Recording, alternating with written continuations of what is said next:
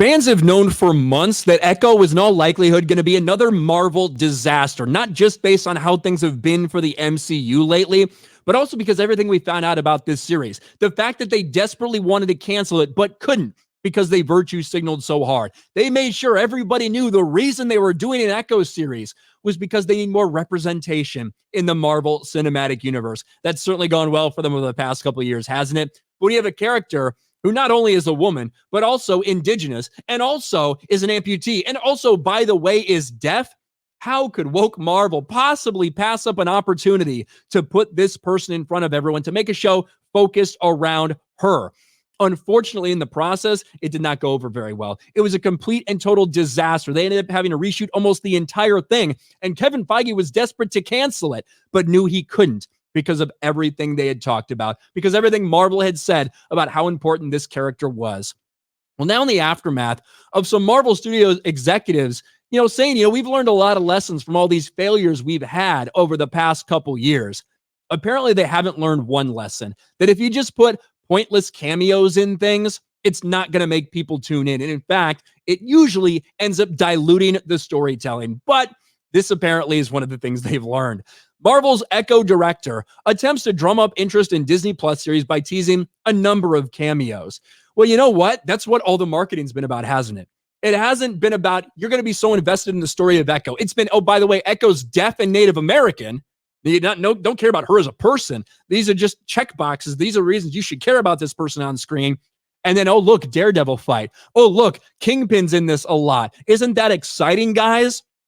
Somehow I don't think it's going to work out very well for them.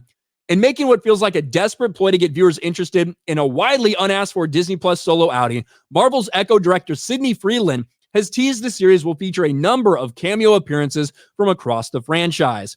The former Grey's Anatomy, Fear the Walking Dead, and Star Trek New Worlds offered their insight in the next project extended cast during a January interview. Beginning with her time the outlet's Megan Darwish with a recollection of her own history developing the Hawkeye spinoff, Freeland explained, "When I first came on the project, watching Hawkeye and reading the comic books, the thing that was most interesting and fascinating to me about Maya Lopez is the fact that she was a villain. And in conversation with Marvel, their response was like, hey, let's lean into that. Let's explore it. Let's see if we can push the envelope. Let's go down the rabbit hole, see where it really does." And that's what we tried to do. By the way, Sidney Freeland, also the person who said that representation is the most important thing in this series, also the person who talked about we needed to change Echo's powers because they were just boring to us and we wanted to lean into her Native American ancestry.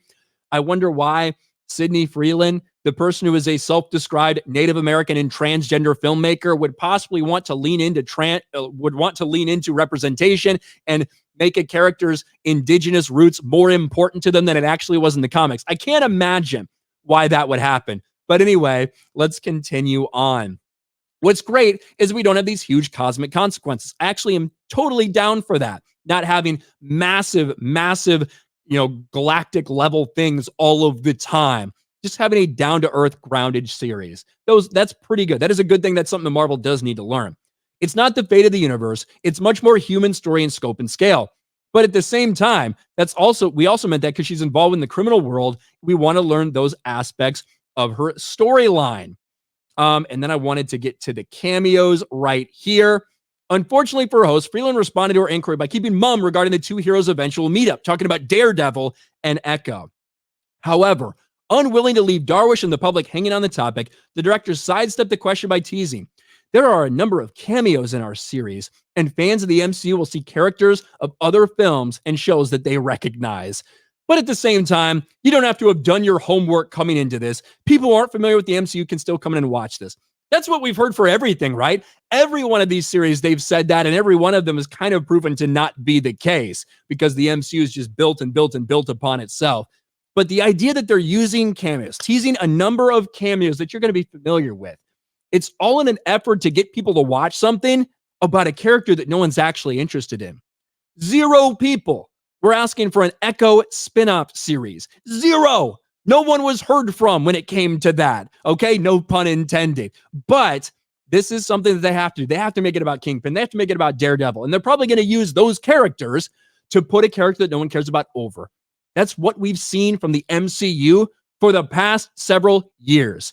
using established characters, bringing them down in order to prop up these characters that nobody fucking cares about.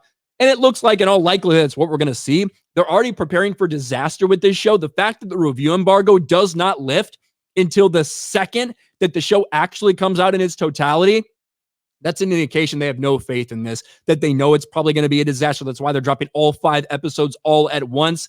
Unfortunately, Kevin Feige not able to cancel it, not able to give it the Batgirl treatment because they virtue signaled so hard. But don't worry, guys.